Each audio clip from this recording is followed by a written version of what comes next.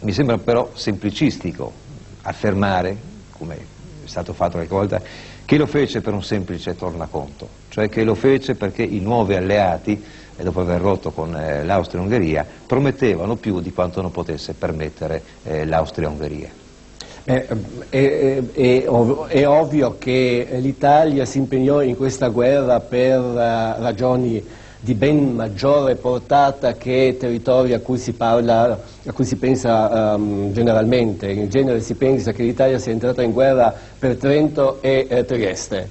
Invece, a mio avviso, l'Italia si impegnò appunto in questa terribile vicenda perché voleva diventare grande potenza. È un'ambizione questa che si manifesta in Italia già nella seconda metà del secolo e che dà la sua impronta a tutta la storia diplomatica italiana dei primi 3 lustri del nostro secolo. Non dobbiamo dimenticare che l'Italia pochi anni prima della Grande Guerra si è impegnata in un'altra guerra contro l'impero turco e ha vinto questa guerra. Era una guerra offensiva per le colonie. L'Italia è riuscita a strappare ai turchi la Libia, Lodi, Dodecaneso, cioè praticamente si è proiettata sulla sponda settentrionale dell'Africa verso il Mediterraneo orientale e ovviamente voleva essere dominatrice anche dello spazio adriatico, cosa che le avrebbe permesso di espandersi poi nelle dimensioni danubiane e balcaniche. In questo contesto, a mio avviso, va posta la decisione italiana di impegnarsi in questa guerra.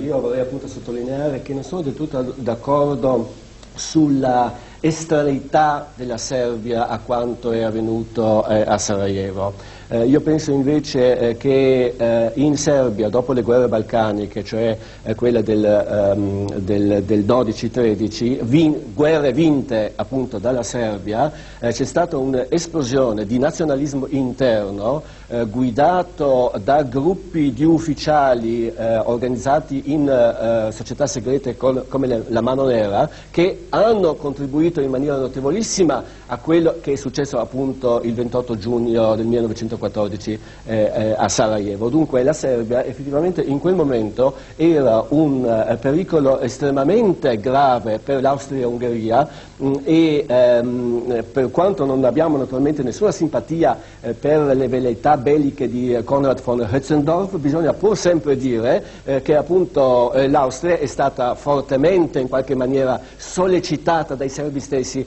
ad entrare a sbarazzarsi insomma, di questo Stato che voleva diventare uno Stato di notevole potenza. Anche la Serbia aveva appunto ambizioni di grande potenza, almeno balcanica, e cercava di allargarsi verso la Vojvodina e soprattutto verso la Bosnia e Erzegovina. Francamente la parte italiana non ha puntato sugli sloveni perché semplicemente non aveva nessuna intenzione di incoraggiare eventualmente le loro aspirazioni all'indipendenza e alla creazione di uno Stato jugoslavo.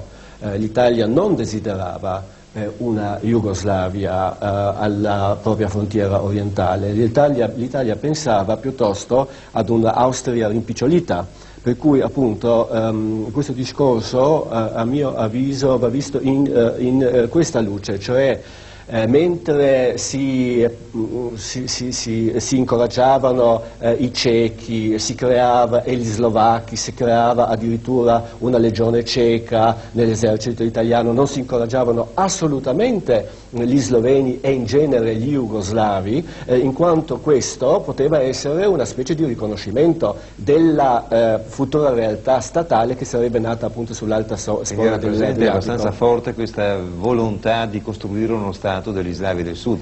Beh, in Nuce c'era ed era direi presente fin dall'inizio del secolo, perché magari nell'ambito della monarchia asburgica, però appunto si puntava proprio su questa soluzione, cioè uno Stato in cui gli slavi del sud sarebbero stati emancipati dai tedeschi e dagli ungheresi, cosa che appunto all'Italia non poteva assolutamente garbare.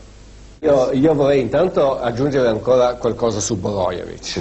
Che secondo me è una figura tipica di ufficiale austriaco di origine serba della Krajina, per cui nasce da una stirpe di soldati che per secoli e secoli hanno combattuto contro i turchi ed si è formato, è cresciuto in un esercito evidentemente plurilinguistico e plurinazionale. Noi quando appunto parliamo di Caporetto non dobbiamo dimenticare che questa è stata forse la seconda battaglia dei popoli, dopo quella famosa di Lipsia di Napoleone, qui appunto si scontrano almeno 11 o 12 nazionalità. Io mi chiedo poi quanto le masse italiane fossero effettivamente motivate in questa guerra. Non c'è dubbio che l'Italia è entrata in guerra con la sua classe dirigente, per esempio, completamente convinta della necessità e dell'importanza appunto di questo impegno bellico. Così anche le classi intellettuali, ricordiamoci per esempio i grandi entusiasmi suscitati dalla propaganda di D'Annunzio. Ma le masse contadine, i cafoni che venivano dal sud, che cosa ne sapevano appunto di questa guerra, che cosa sapevano di dove si trovavano e perché combattevano? Qui appunto è una cosa che mi assilla molto, perché mi sembra che queste migliaia e migliaia, centinaia di migliaia di morti siano stati gettati appunto nel fuoco della guerra senza che capissero perché andavano a morire. Alcuni dicono appunto che la prima guerra mondiale sia stata un po' la prima guerra di una guerra mondiale che si è conclusa 30 anni dopo. Ecco, a che punto risponde la verità? Ma io penso che effettivamente è così, insomma. Forse si potrebbe addirittura partire dalla guerra di Crimea del 1857 e le successive guerre europee che hanno in certo allora diventa modo... una guerra di 100 anni, non Beh di sì, 30. effettivamente è una guerra di 100 anni, è una guerra di potenza, delle grandi potenze europee che cercano appunto di ritagliarsi uno spazio vitale nella presunzione di poter farlo con le armi. Io spero che abbiamo almeno imparato questo, che si può essere potenza e si può essere ricchi e stare bene anche senza le armi, Senza bisogno delle armi e di morti, ma invece collaborando e vivendo insieme.